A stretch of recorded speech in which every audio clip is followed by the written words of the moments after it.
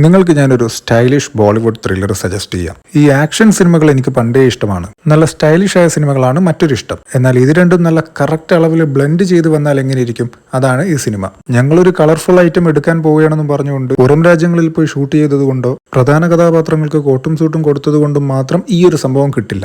മറിച്ച് അതിലെ നായകന് ജന്മന ഒരു റോയൽ ലുക്കും വില്ലൻ ഒരു ഫിസിക്കും സ്വാഗും ഒക്കെ ഉണ്ടാവണം. അത് ഈ പടത്തിൽ ആവോളമുണ്ട്. ഇത് റേസ് ഫ്രാഞ്ചൈസിലെ രണ്ടാമത്തെ പടമാണ്. ഇതിലെ ഫസ്റ്റ് പാർട്ടും നൈസ് പടമാണ്. ഇത് കണ്ട് ഇഷ്ടപ്പെടുകയാണെങ്കിൽ നിങ്ങൾക്ക് അങ്ങോട്ടേക്കും ചെല്ലാം. ഇതിനേക്കാൾ കുറച്ചുകൂടി ഒതന്റിക് ആണ് അതെന്ന് വേണമെങ്കിൽ പറയാം. പക്ഷേ സെക്കൻഡ് പാർട്ടിലെത്തുമ്പോൾ കാര്യങ്ങൾ ഒന്നുകൂടി വലുതാവുകയാണ്, കുറച്ചുകൂടി എക്സ്ട്രാവാഗന്റ് ആവുകയാണ്. സോ അതിന്റെ ഒരു റിച്ച്നെസ് ഈ സെക്കൻഡ് പാർട്ടിൽ ത്രൂ ഔട്ട് കാണാം. അപ്പോൾ ഈ സിനിമയിൽ വെറും സ്റ്റൈലും സ്വാഗും മാത്രമേ ഉള്ളൂ എന്ന് ചോദിച്ചാൽ ഒരിക്കലുമല്ല. നല്ല അടിപൊളി ഒരു പ്ലോട്ട്, ഇഷ്ടംപോലെ ട്വിസ്റ്റ്, കിടിലൻ പാട്ടുകൾ, അങ്ങനെ എല്ലാം അടങ്ങിയ ഒരു പ്രോപ്പർ എന്റർടൈനിങ് പാക്കേജ് ആണ് ഈ സിനിമ. ഈ സെയ്ഫ് അലി ഖാൻ എന്ന് പറയുന്ന പുള്ളി പേരിൽ ഒരു ഖാൻ ഉണ്ടെങ്കിലും ബോളിവുഡിലെ 3 പ്രധാന ഖാൻമാരുടെ അടുത്ത് സ്റ്റാർ പവറിൽ ഇദ്ദേഹം ഒരിക്കലും എത്തിയിട്ടില്ല. പക്ഷെ ഈ പടമൊക്കെ കാണുമ്പോൾ തോന്നും അവർക്കൊന്നുമില്ലാത്ത എന്തോ ഒരു ഓറ ഈ പുള്ളിക്കുണ്ടെന്ന്. And this movie is a tailor made stuff for him, ക്യോंकि ये इस रेस का सबसे पुराना खिलाड़ी हूँ.